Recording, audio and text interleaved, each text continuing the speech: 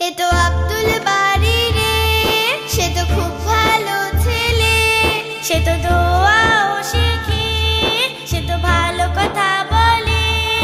এসো শিখি আব্দুল বাড়ির সাথে।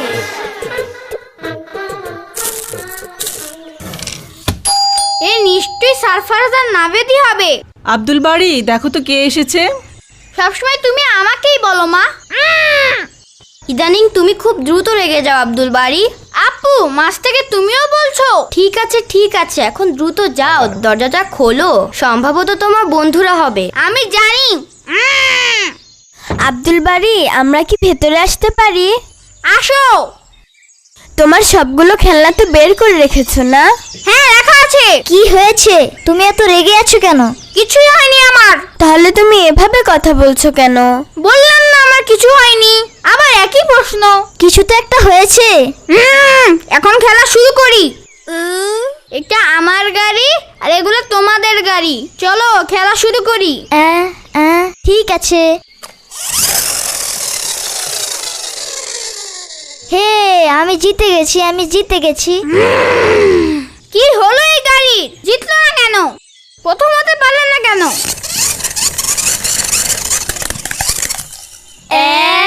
দেখলে আব্দুল বাড়ি, শেষে গাড়িটাই ভেঙে ফেললে। হ্যাঁ, ভেঙে গেছে। কি হলো আব্দুল বাড়ি, কেন তুমি এত রাগ করছো? আপু, আব্দুল বাড়ির গাড়ি দ্বিতীয় হয়েছে, তাই সে রাগ করে গাড়ি ভেঙে ফেলেছে। তৃতীয় হয়েছে কার গাড়িটি? আমার গাড়ি আপু। দেখো, সারফারাজের গাড়ি তৃতীয় হয়েও সে রাগ করেনি। আব্দুল বাড়ি, প্রতি খেলায় জয় পরাজয় রয়েছে। কখনো আমরা জয়ী হই, কখনো আমরা হেরে যাই। যদি পরাজয়ী না হই তাহলে জয়ী হব কিভাবে? এর মধ্যে ক্ষোভ দেখানো উচিত নয়, রাগ করা উচিত নয়। এখন যাও, মিলেমিশে খেলো। কিন্তু আমরা আর এখন খেলবো না। হ্যাঁ, আর যদি তুমি রাগ দেখাও তাহলে আমরা অবশ্যই চলে যাব। আব্দুল বাড়ি তো গাড়ি ভেঙে ফেলেছে, এই অবস্থায় সে কিভাবে খেলবে? আমরা চলে গেলাম। দেখেছো আব্দুল বাড়ি, রাগে উন্মাদনার সৃষ্টি হয়। রাগে আমরা নিজেদেরই ক্ষতি করি। হ্যাঁ আব্বু, আমি এটা কি করলাম? নিজের গাড়ি ভেঙে ফেললাম। এখন আফসোস করে কোনো লাভ হবে না। রাগে আমরা ওই কাজ করে ফেলি যার জন্য পরে আমাদের আফসোস করতে হয়, কিন্তু তখন তো ক্ষতি হয়েই গেল।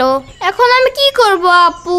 প্রথমেই তুমি তোমার বন্ধুদের কাছে ক্ষমা চাও, কারণ তোমার এই আচরণে তারা তোমার থেকে দূরে চলে গেল।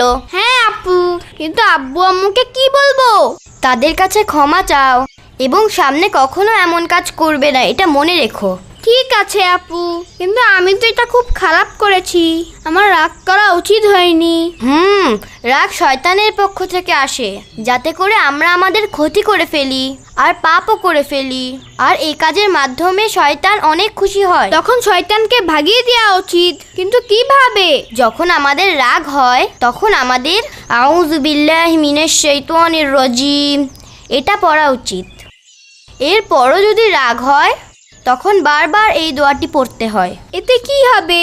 এর অর্থ হচ্ছে আমি আল্লাহর কাছে আশ্রয় চাই বিতাড়িত শয়তান থেকে।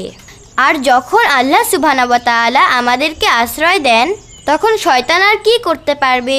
তখন শয়তানের কিছুই করার থাকে না, সে পালিয়ে যায়। আচ্ছা, এরপর যদি আমার রাগ হয় তাহলে প্রথমেই আমি আউযু বিল্লাহি মিনাশ শাইতানির রাজিম পড়ব, তাহলে শয়তান প্রথমেই ভেঙে যাবে আর আমার রাগও আসবে না।